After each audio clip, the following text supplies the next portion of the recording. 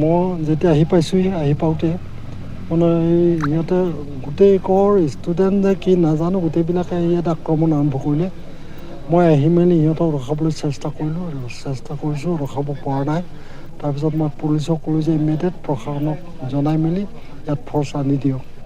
তাৰপিছত তেখেতসকলে অলপ সোনকালে আনিব নোৱাৰিলে, আহি আছে বুলি ক'লে, যাৰ কাৰণে গোটেই বিদ্যালয়খনৰ অনুষ্ঠানটোকে আক্ৰমণ আৰম্ভ কৰিলে।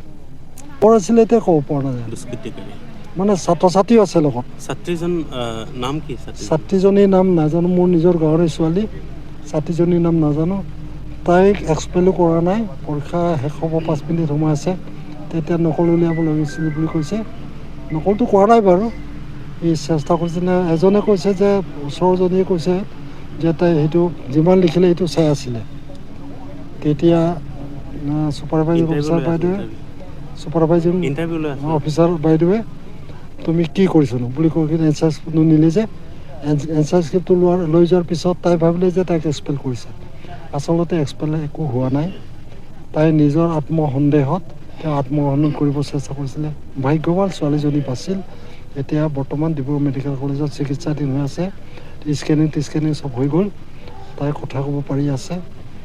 তাৰপিছত ইয়াতে এই যে জটিল পৰিস্থিতিটো, এইখিনি আচলতে আমি প্ৰশাসনৰ তৰফৰ পৰা যদি সোনকালে ইয়াত আহি কণ্ট্ৰল কৰিলেহেঁতেন, চম্ভালিলেহেঁতেন, এই অৱস্থালৈ নাহে। গতিকে আমাৰ শিক্ষানুষ্ঠানটো যে বহুত ক্ষয়ক্ষতি হৈছে। ক্ষয়ক্ষতি মানে আপোনাসকলে দেখিছে নহয়, দুৱাৰ খিৰিকী চব ভাঙিছে, কনফিডেন্সৰ গোটেই টেবুল চকী চব ভাঙিছে, আলমাৰি ভাঙিছে। এক্সটাৰ্নেলজনীৰ নাম আছিলে এই বাইদেউজনী লিপিকা লহকৰ, চিলাপথাৰ জেনেৰেল কলেজৰ ছায়েন্স যিটো ছেকশ্যন আছে, ছায়েন্স ষ্ট্ৰীমত তাই লেকচাৰাৰ।